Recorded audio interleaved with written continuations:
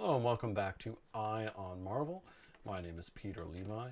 Today we'll be taking a look at the Marvel News Digest I posted earlier today. The link in the description down below.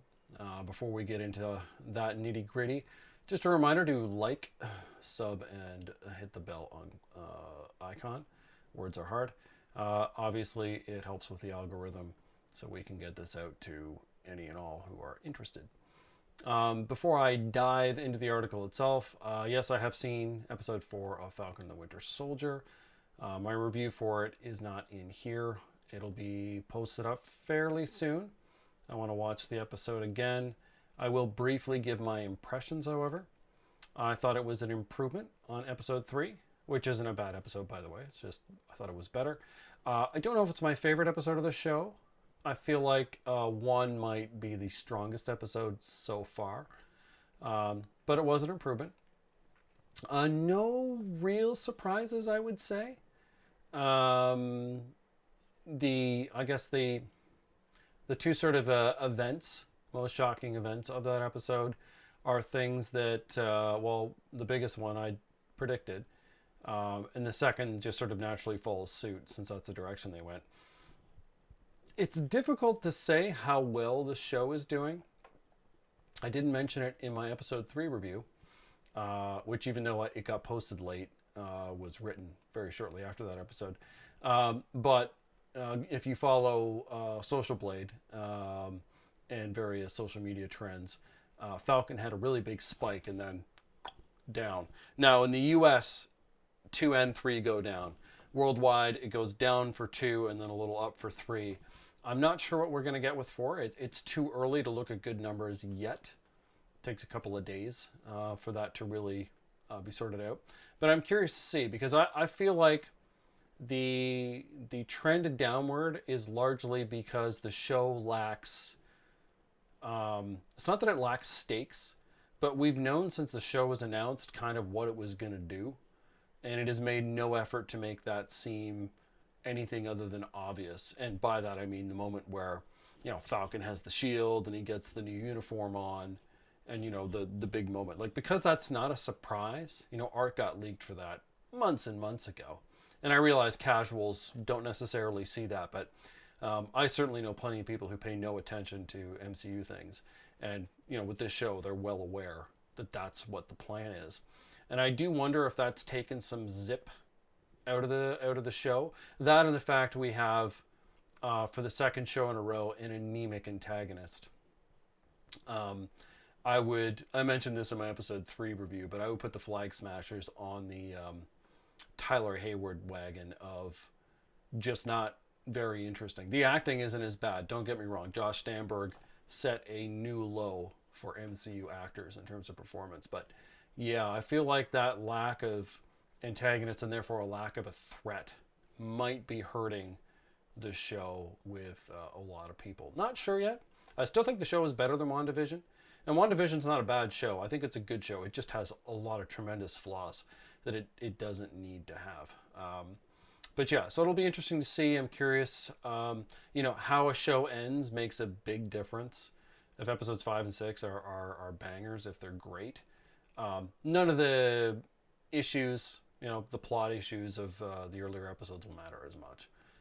We'll just have to wait and see. I do think Disney is benefiting tremendously from the fact that you very quickly transition from one show to the next, because it means people don't have to sit and think about the previous show in the same way that they would if there was a long gap. Because I think if they did have that time, that would have hurt, for example, the impression of WandaVision in particular. Anyway, that is a much longer digression than intended. Just wanted to share some early thoughts before the formal review comes out.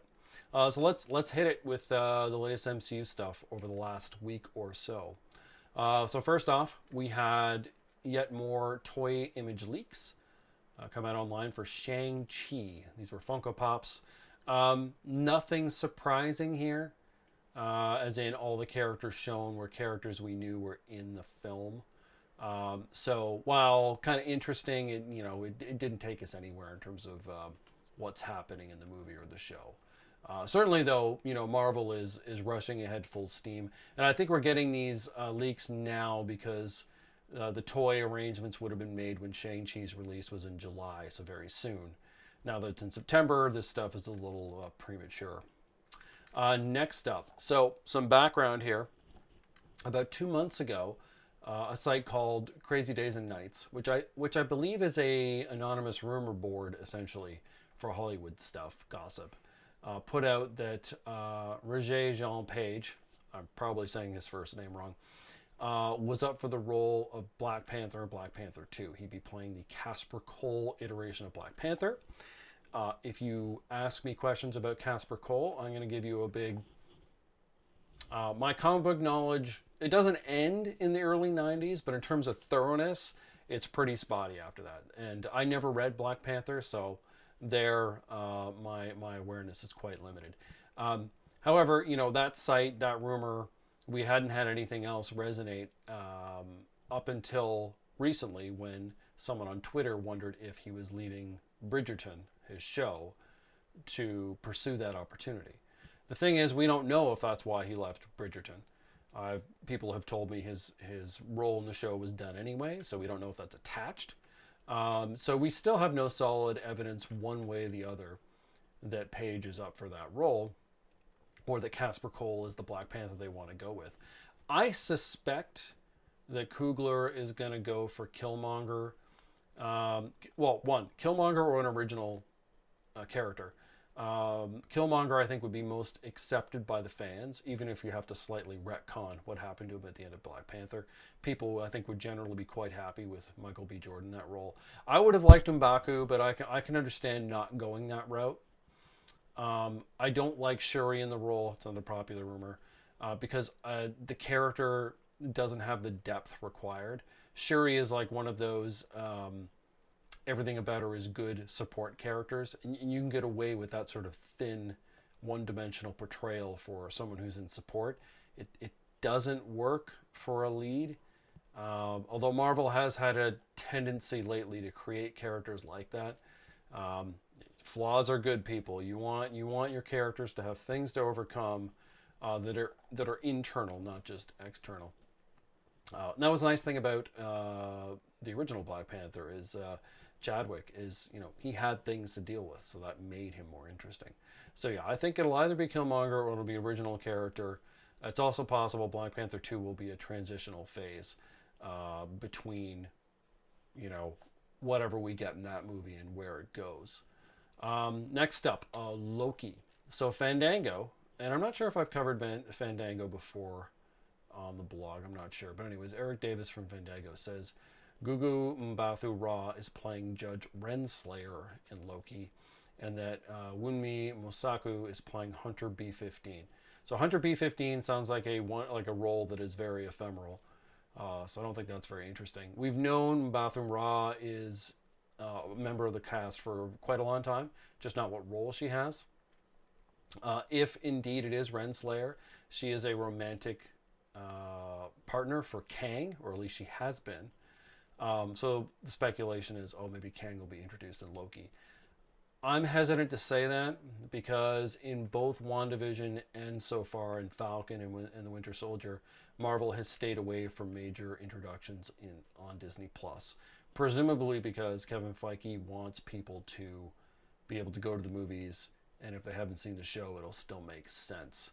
So could she still have that relationship with Kang if that's who she is? Sure, she could. Will we see Kang in this show? That I'm less certain of. Maybe, but we'll have to wait and see. Next up, so 2 or 3 weeks back, we heard about an Echo show in development, which would be spinning off of Hawkeye. And of course, collectively, for most people, the question was, who the hell is Echo? For someone like me, Echo, I had to look into her. She's a late 90s creation. She's attached to the Daredevil IP. She has been a love interest for Daredevil. And when I saw the show news, I thought, well, maybe they'll make a connection to Daredevil because no one's really going to show up for an Echo show. And when I say no one, I'm being hyperbolic. But in terms of mass audience appeal, no one knows who that is. She's being introduced in a story that's focused on Kate Bishop, who has to be introduced, and possibly saying goodbye to Clint Barton. So there's not a lot of room to really give her a jumping off point. But my idea was if you included Daredevil, well, you've got something to market. So we have had this exact same speculation from Mikey Sutton. He has said the same thing, and I'll read his quote to you. Now this is me chopping up the bits that I think are relevant. So Charlie Cox's Daredevil is being planned to appear on the Echo Disney Plus series. Sources close to me said that Charlie Cox's participation in the Spider-Man sequel won't be a large role. Furthermore, he might not be in costume either. As Marvel Studios continues to develop the new Daredevil program for Disney Plus, it's looking like he, as in Murdoch, will move in his furniture in the MCU with the Echo show initially. They're discussing for Echo to set up his new continuity in the MCU. The romantic relationship will apparently be shown in our TV series too. Marvel Studios will establish Daredevil's MCU transition in Echo. His Netflix history looks to be forgotten. So that's from Sutton. Now it's worth noting here that in that Mikey says it's looking like. So he's not saying that this is absolutely occurring, just that he believes it will occur. And I also think you need something other than Echo to push that show. Marvel has shown a tendency to lean pretty heavily into its own identity to push an IP. You can see that with Miss Marvel, where other than the PS4 game, was it just PS? It was probably across all platforms. The Avengers game that Kamala Khan was the lead in. There's really not a lot for a casual fan to get excited about for that show. Her comics have never been particularly popular. They're popular with people who cover Marvel, but in terms of like average readership, not really. So, would they go to the same well for Echo? I don't think so. I really don't. Whereas I had heard of Kamala Khan, years ago, even though I wasn't reading her comic or reading many comics at all, I had not heard of Echo until casting for Hawkeye came out. Never heard of her. She wasn't on popularity lists. Nobody was talking about her really. So I don't think you can just lean on her. But you throw in Daredevil, you got a different discussion altogether. One thing I'm less sure of, though, is Sutton's idea of a romance. Charlie Cox is 38. I'm going to mispronounce her name. I screw up her name. Her last name is also Cox, though. She's 23. So it's 15 years difference. When it comes to actors, how they look tends to matter more than their age. Charlie Cox looks young for 38. So maybe you could go with it, but I'm a little leery about that. I don't know if they will be romantic interests. Maybe Daredevil's more like a mentor, like Hawkeye is for Kate Bishop. We'll have to see. I mean, we're speculating pretty heavily on a show that's not confirmed. Now, I'm not at all surprised that the Netflix continuity has been tossed out. I've said that from day one, that there was no way Marvel was going to hang on to that continuity. It's a mess. The Netflix seasons are incredibly uneven. Even Daredevil, which is, continuously the best of the Netflix shows.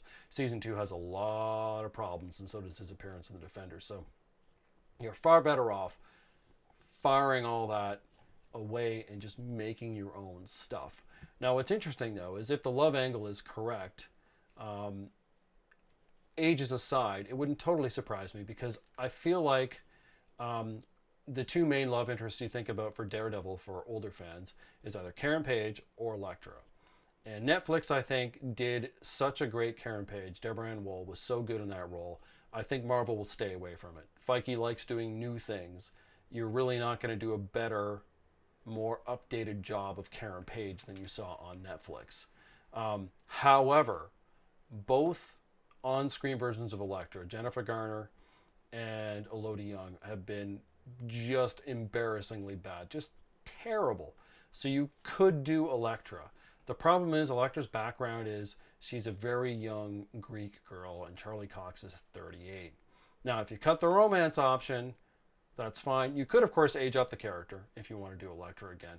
But I feel like if we're gonna get Charlie Cox, who's nearly 40, as Daredevil, we're probably gonna lose out on some of those young Daredevil stories, which is sad to me. It's one of the reasons why I kind of hope they wouldn't just bring back all the Netflix actors, because you're eliminating stories you could tell. But even though I like Charlie Cox, but yeah, so maybe we won't see Elektra either, but definitely no Karen Page.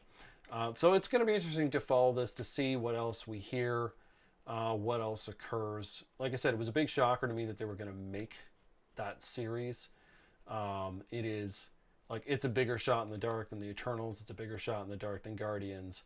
It is, you are going way, way off out into the blue, really hoping. And you are depending on Hawkeye being well received.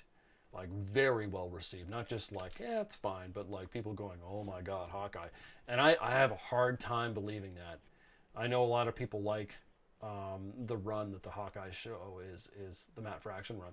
The Hawkeye show is based on, but I'm curious to see if the MCU can do that in a way that really blows people's minds. Because I would say so far, even though both Disney Plus shows have been received very well, as I mentioned this in my last review for Falcon the Winter Soldier, none of them to me have been up at the top echelon of the Marvel Netflix show. So we'll have to wait and see.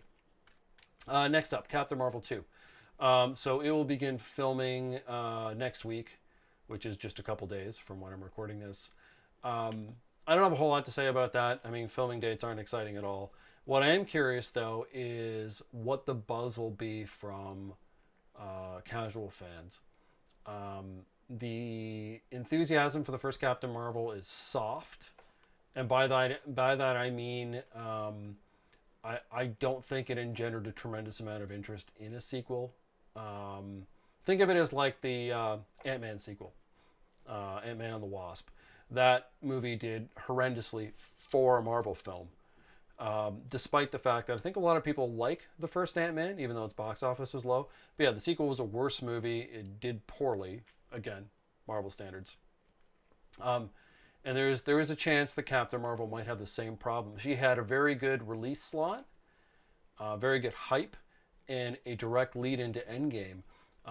None of those things are evident here. And I feel like the introduction of Monica Rambeau in WandaVision was quite weak. I went over that in my WandaVision review, where they gave her really nothing. She gets her powers for free. Everything just sort of works out for her, but she's completely trivial to the story. So it's going to have to hope that Miss Marvel does well. I don't see anything else that leads into this to get casual people hyped. Will Miss Marvel do that? I have no idea. You've got an unknown actress leading it, and in terms of what we know, literally no interesting Marvel characters, when I say interesting, I mean popular Marvel characters appearing in it other than her. So we'll have to see. The Marvel brand's very powerful. It's not going to bomb or anything like that, but I really do wonder, will they be able to generate excitement for it? Like, I'm not excited. I couldn't care less at the moment. So we'll have to wait and see. It's too bad. Brie Larson's actually a very good actress, but they gave her nothing to do either in her film or in Endgame. She's just looking blankly, and her character's overpowered and kind of boring. Next up, She-Hulk. Report from Deadline that Renee Elise Goldsberry is going to co-star playing someone dubbed Amelia. So it's a nickname. I don't know the actress, and I don't know the character, so it's really hard to have any strong reaction to it. I'm really curious to see if they can make She-Hulk work. For those who don't know, She-Hulk she's an old character, Stan Lee's last character. She's been around for over 40 years now. She has struggled always to maintain her own comic book. Because in the comics, just like in the show, she's kind of there for comedic relief. But it just never really resonates with comic book fans. Can they make it work in a sitcom format in the MCU? I don't know. One of the problems with going the full comedy route is you can undercut the seriousness that you want these stories taken, you want these characters taken, and once you start in universe laughing at them, you're risking people laughing at them and everything else you do. So I'll be curious to see how it's done and how it's received. I have no idea. A little bit of Miss Marvel news. India Today reported that Bollywood star Farhan Akhtar is going to appear in a MCU production. Everyone believes this is Miss Marvel because of when and where he's shooting his footage. But because of its location shooting, I suspect he's probably just in an episode. And to what extent, I have no idea. Miss Marvel's one of those things where they've done nothing to appeal to people who aren't already invested. I would include me, so we're waiting for some excitement to happen. A little more Shang-Chi news. We got another description.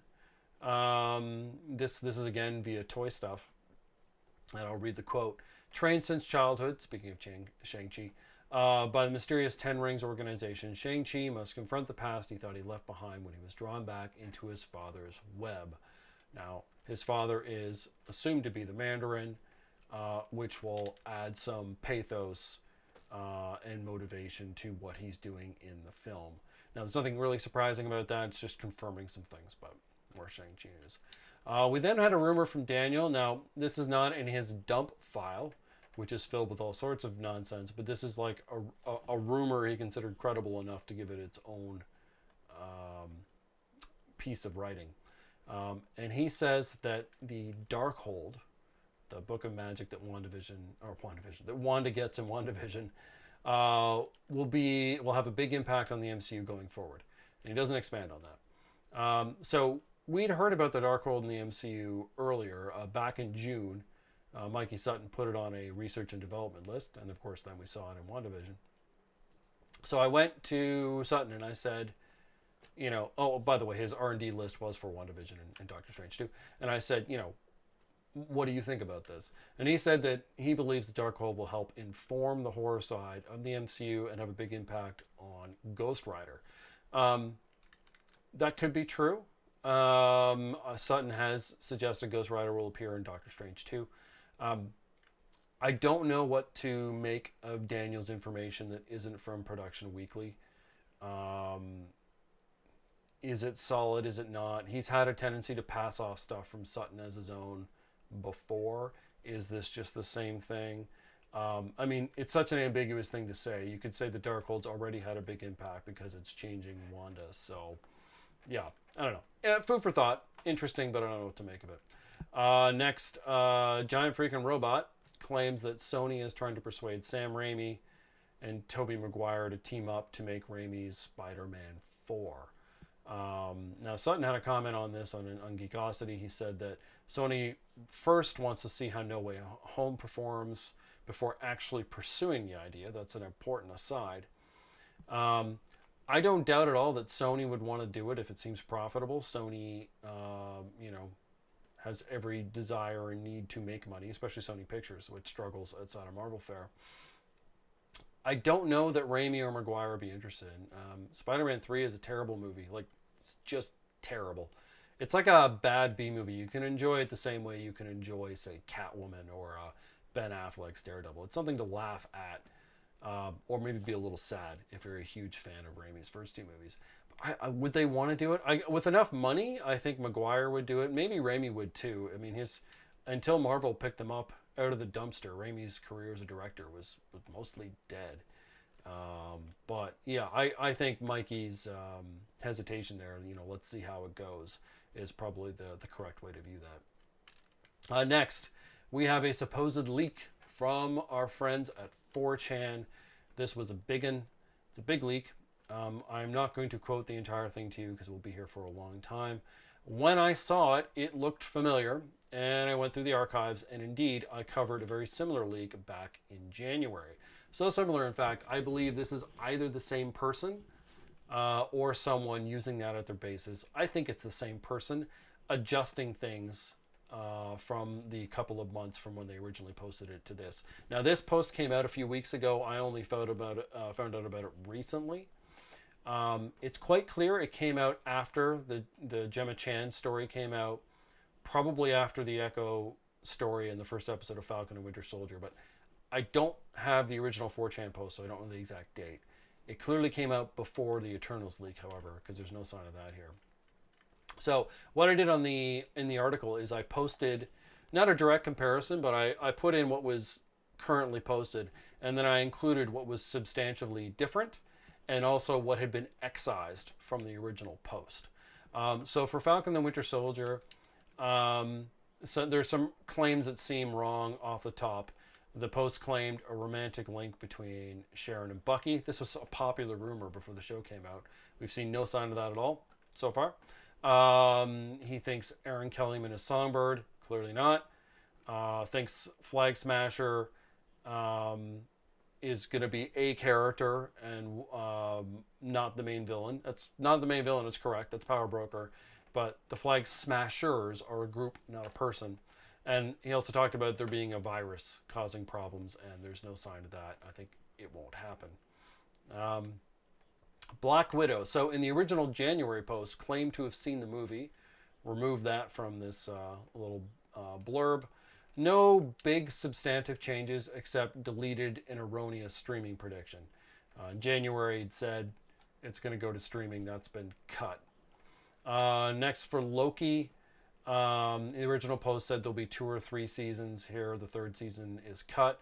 Removes Kang as debuting. Removes a few other things. There's very few specifics here. Outside, it now includes appearances by Sif and Frigga. Shang-Chi predicted an early trailer for it in April. Doesn't look like it. The rest of the changes seem cosmetic. There's not a lot of specifics. Miss Marvel has added in a connection to Falcon and Winter Soldier. We haven't seen that yet, although it's hard to imagine. Eternals. This got adjusted quite a bit to take into account the Gemma Chan story. Because in the original post, it was talking about how Kit Harington and Gemma Chan were like, they're the best couple ever in the MCU. I mean, ridiculous hyperbole. That's been chopped away, and there's just praise for Kit Harington now.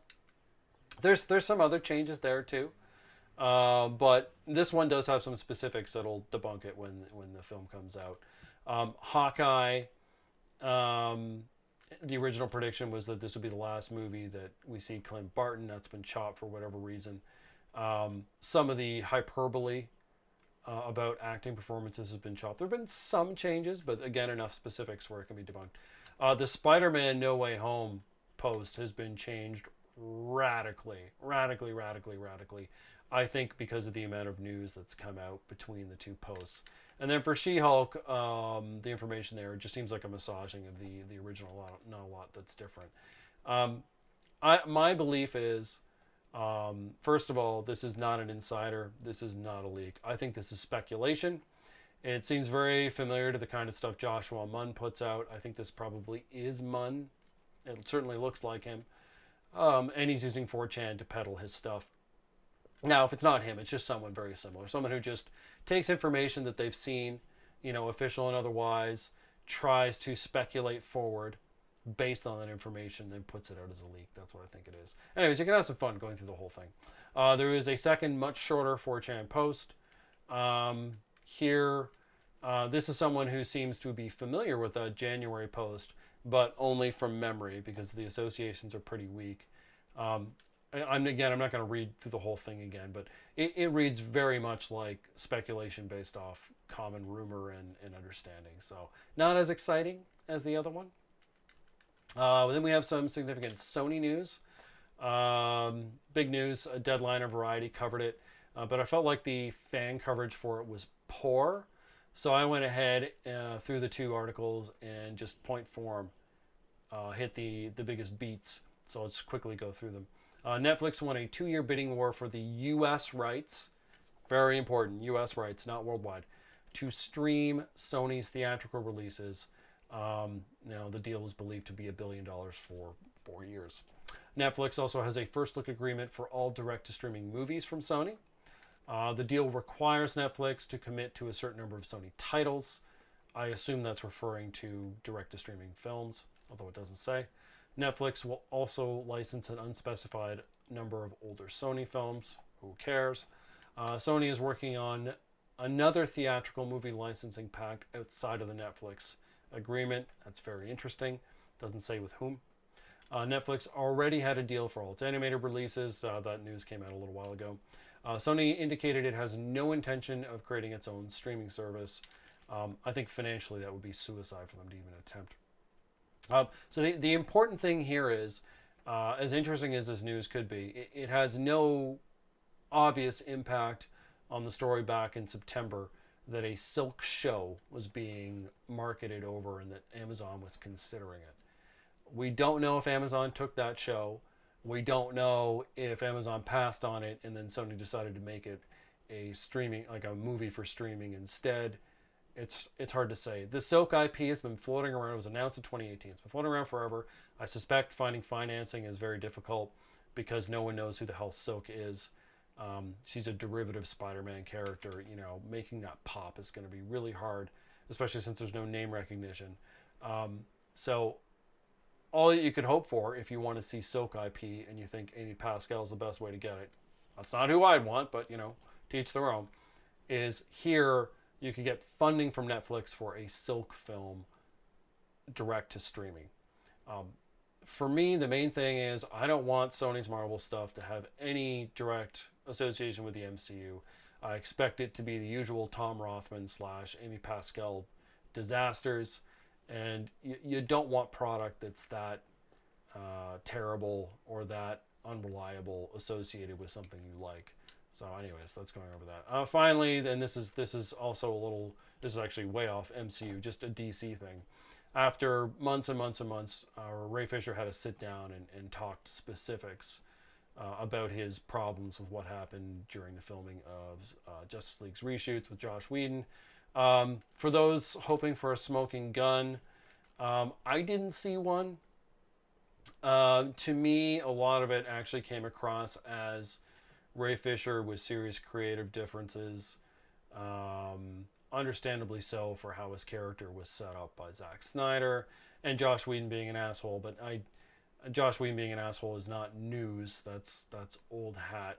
I didn't see anything here that screamed out the kind of things that Ray Fisher is accusing the WB of. I can understand why the independent investigation didn't really come down hard on some of the people that he's upset with. Do I think this is the end of this story? I don't think so. But I suppose if WB just stays away from Snyder material, if the Snyder cut is the end, then interest in it will just, you know, if there's no more Snyder stuff, you know, eventually fans will get tired of, you know, being angry about this and it'll just go away. So it'll be interesting to see how that happens. But, you know, obviously that's the look from the outside. So that wraps up our news digest. I hope you found it interesting. I will include timestamps so you can skip around. Not 100% sure what I'll do next. No, yes, I am 100% sure. I take that back. Falcon and Winter Soldier episode 4 review. I'm still writing it, so I need to finish writing it. Then I'll record my review of it as well as post. You can let me know what you think when it comes out. You can let me know what you think now too. Yeah, and then we'll just keep on trucking. I'm going to try to get more videos out. So thanks for watching. I hope you're having a good one, and we will talk to you next time. If I can find my mouse, which I never can.